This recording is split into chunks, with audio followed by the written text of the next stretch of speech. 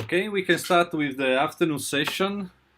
The first talk of the session is by Giordano, who is presenting a joint work with, let me say, a lot of friends, Franco, Blanchini, Patrizio Colaneri, and then Raffaele, Bruno, Alessandro, Filippo, Matteo, and Patrizio's daughter, Marta Colaneri. And the title, I leave it to Giulia, and also the podium. So Giulia, please go. Thank you very much, Fabrizio, for the kind introduction and for the invitation to this event. The work I would like to share with you today is about a new epidemiological model that we have built to be able to better understand, make predictions, and also assess different possible future scenarios related to the COVID-19 outbreak, in particular with the Italian case as a case study. And indeed, as you said, this is joint work with the friends Fabio, Franco and Patrizio, and with a team of medical doctors from the Pavia hospital. So, well, we don't need to stress how serious the situation is. This is a global threat and a threat that we are all currently facing.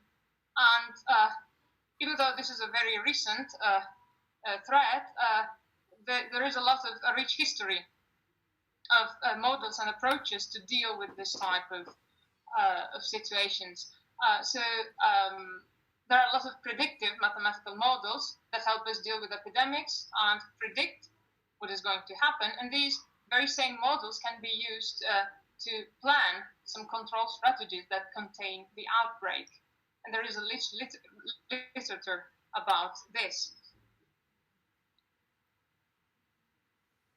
There have been very recently some new mathematical models that have been proposed, which are exactly tailored to describe the specific features of COVID-19 as a disease. Both mean-field compartmental models have been proposed, and also stochastic transmission models based indeed of networks. We have seen examples of both cases during this workshop, and there are also many others that are appearing every day. Research on this topic is really intense. The model that we have proposed has two particular features. It aims at categorizing the infected population into different subgroups, depending on the severity of the illness, and also depending on whether the infected has been diagnosed as such or not.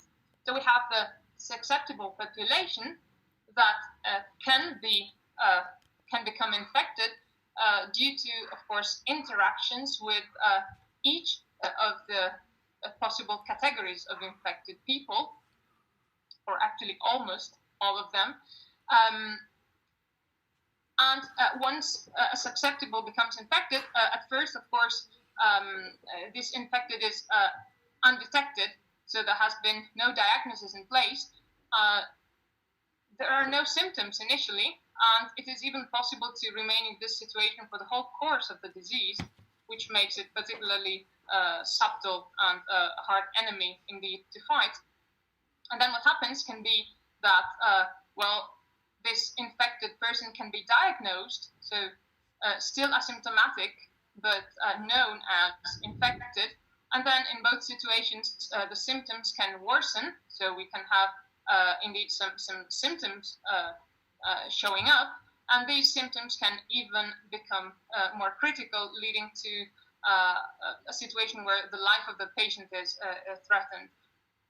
So this can result in death.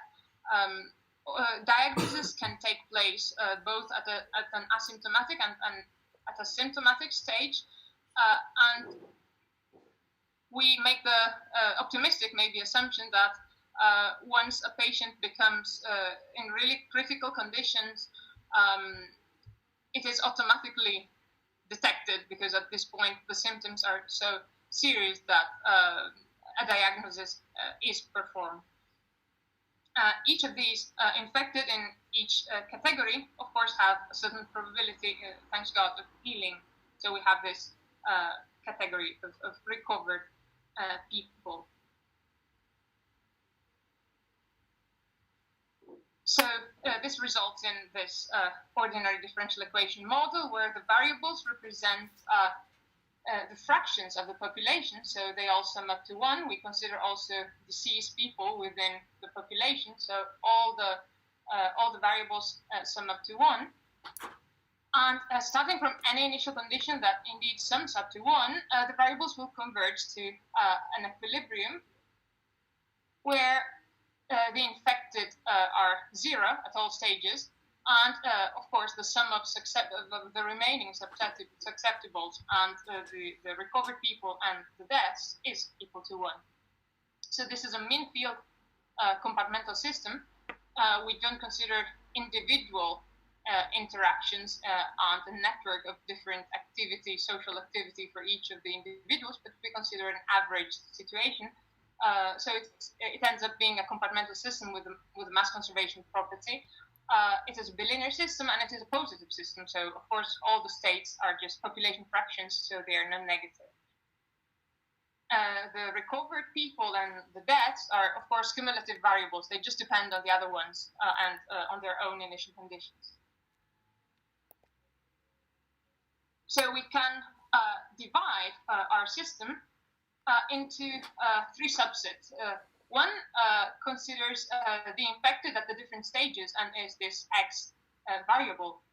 Then we have the susceptibles, and we have the other subsystem with the recovered and the deaths. And then we can see this as a feedback structure. So this subsystem with the infected at the different stages is a positive linear system, which is subject to a feedback signal given by our U that depends on the number of susceptible people and on a linear combination of the infected at different stages. So this feedback structure helps us better understand how the system works. It's quite complex as a model, but it is simple enough to still derive some analytical results. So we can analytically redefine the basic reproduction parameter, which is, as we have heard many times, the number of people that can become infected as a result of spreading the contagion from a single infected individual. And the definition is a bit more complex than in the standard SEER model, for instance, but it has the very same meaning. And again, also in this case, in this more complex model, stability of the system, so stability of the equilibrium, occurs when the equilibrium number of susceptible people times this basic reproduction parameters is less than 1. So it is important to keep R0 below 1, and the larger values of R0, of course, will imply a strong affection of the population. We can also interpret, interestingly, the basic reproduction parameter in terms of H infinity. So R0 is the H infinity norm of the transfer function in this scheme that goes from U to YS. We can compute explicitly, actually also the limit values of the susceptibles, recovered, and deaths. And we can also compute explicitly the case fatality rate.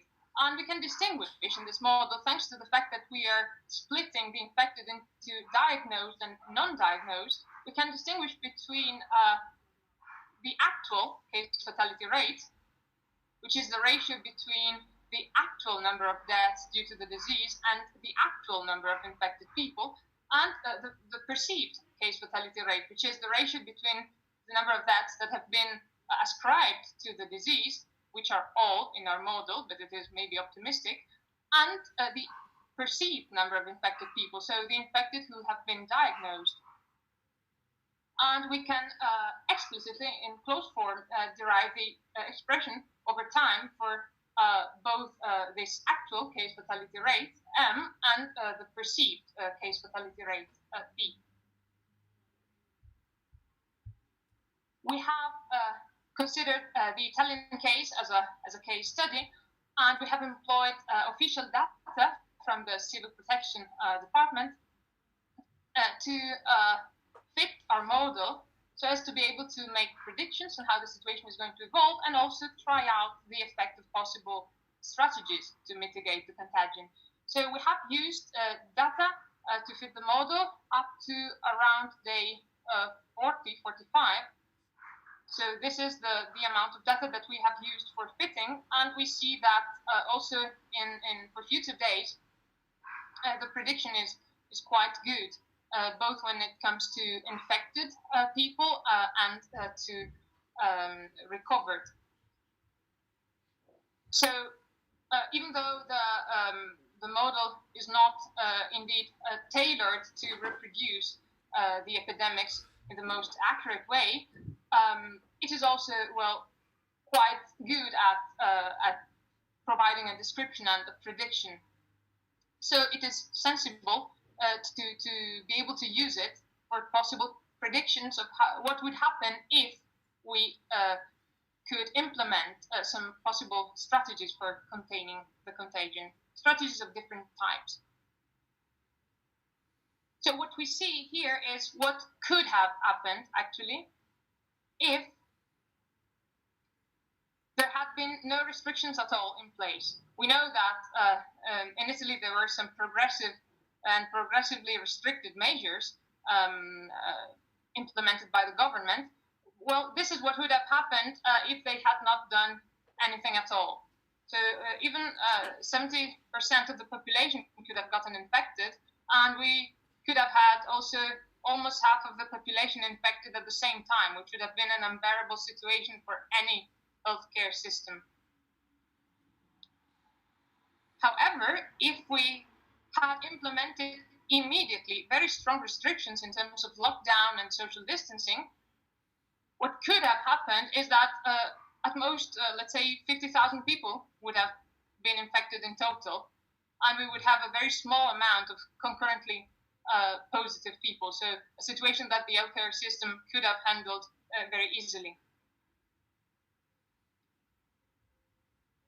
So these scenarios, we have to note that the scale here, I'm magnifying as much as I can, but the scale here is very different indeed. So we have a 0.8 in this graph, and we have 9 times 10 to the power of minus 4 here. So really a huge difference. Lockdown makes a big impact. Here we see again a slightly different slightly different scale here. 0.8 here, 0.4 here. This is the difference between having no restrictions in place and having very mild restrictions. This is what would have happened if restrictions have had a very strong effect since almost the beginning. So this is 10 to the minus 3, and this is even 10 to the minus 4 if we consider very, very strong restrictions with a very, very strong effect. So this compares the various situations. Again, I cannot do that with the same scale because the magnitude here is so larger than in the other cases with strong and very strong restrictions that they would end up flattened on the axis here. So increasing social distancing measures makes sure that, in the beginning, the peak is delayed, which gives some time to the healthcare system to get better prepared, but does not really decrease enough the number of infected and also of people needing ICU. And when the restrictions become stronger and stronger, they can even anticipate the peak so that the epidemic resolves and is ended earlier.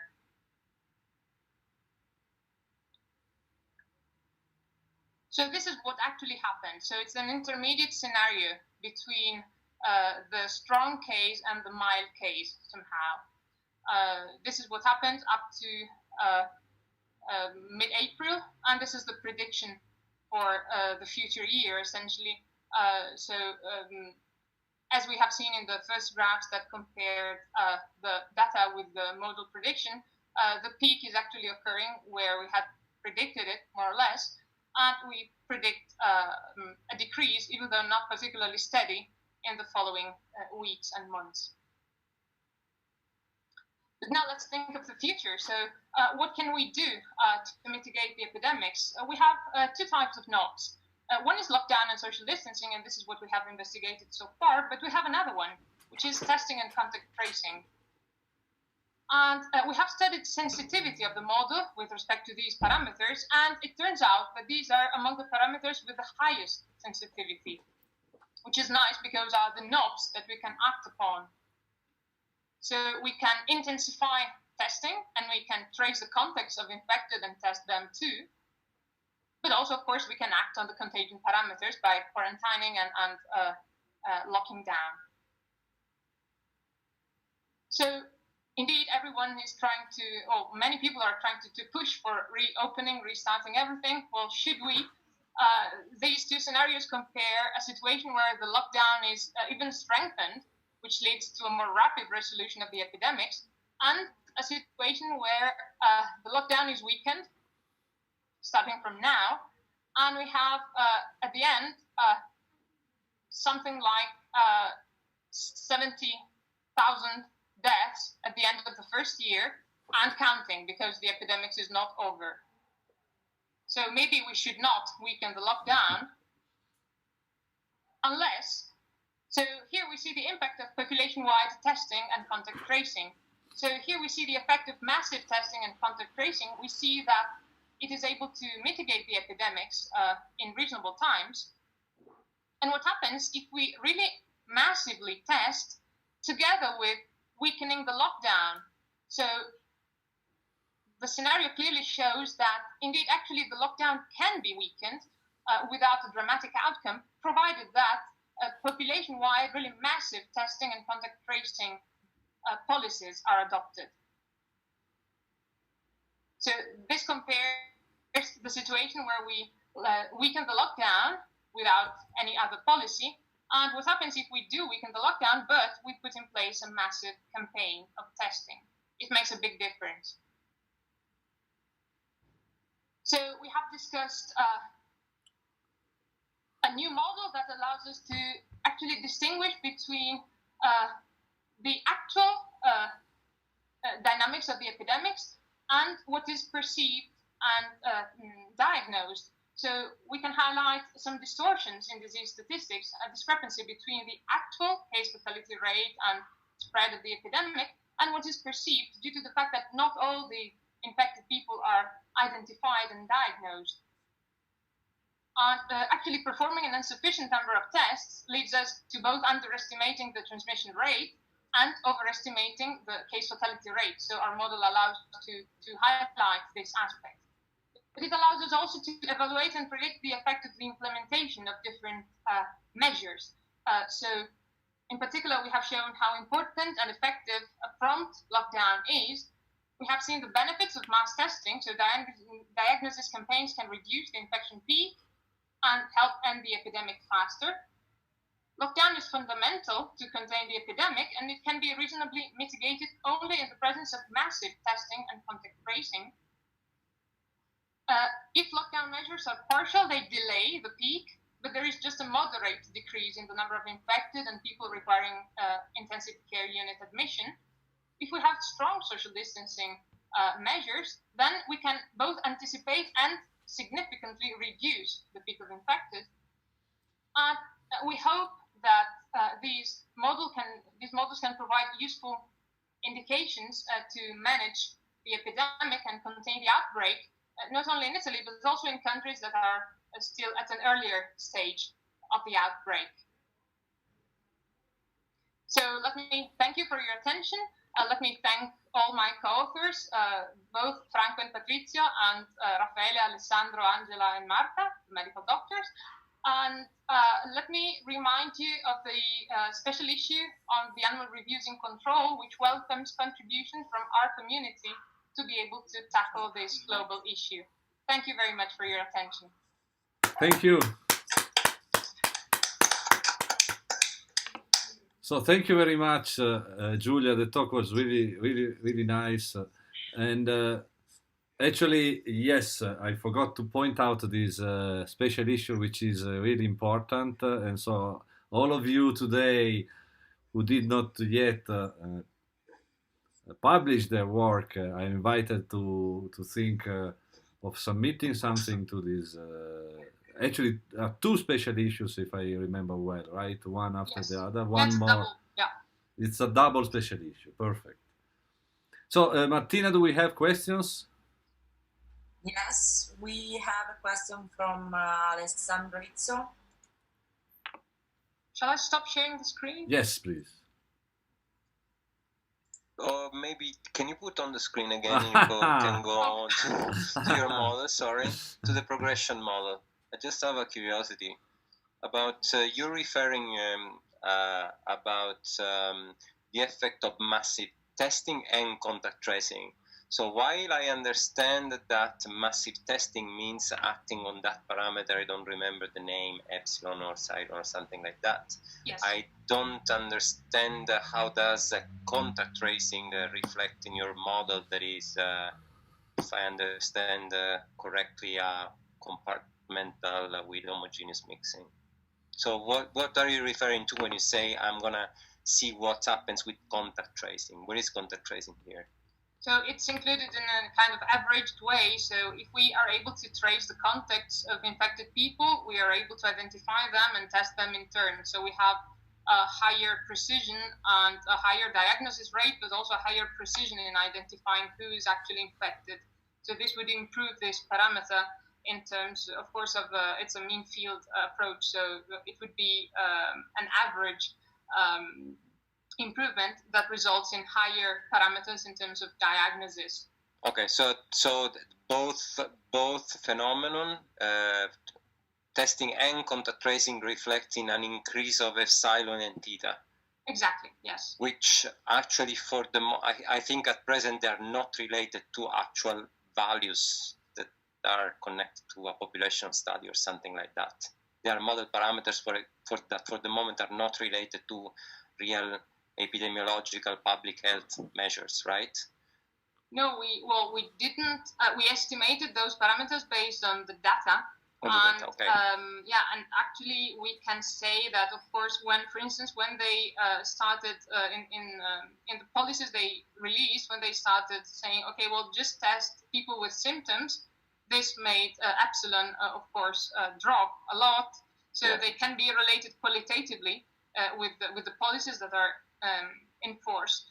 But of course, there's no immediate way of quantifying epsilon and theta based on the indications from policymakers. We can estimate them from the data. Sure, cool. Thanks a lot. Cheers. Thank you. Thank you again.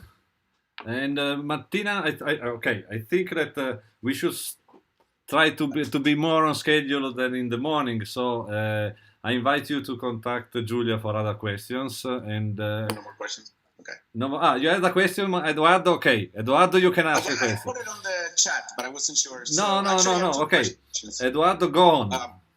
Yeah, so I have two questions. One was in the chat. The other it's not. So the technical question, Giulia. First of all, beautiful talk, amazing, really great. Thanks a lot. Love it. The first question is totally technical. You had the H infinity norm. You said that this was the H infinity norm from the susceptibles to the infected. Why H infinity? Is there an intuition why L2 matters at all in this context? I'm just puzzled by that. Just purely technical. I mean, why would L2 induce an infinity? No, well, we didn't have this idea of using H infinity. We just noticed that.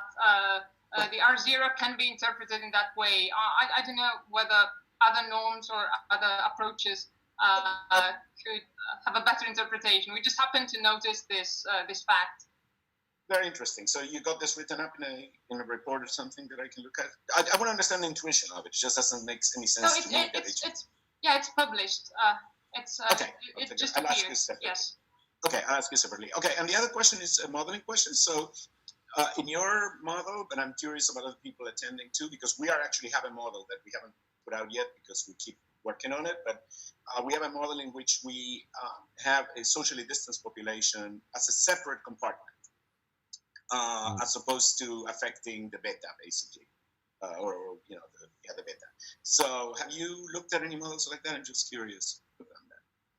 Well, not yet. So the model could be refined by subdividing, if I understand correctly your question, by dividing the population into classes with different tendency of mixing. This is what you asked, right?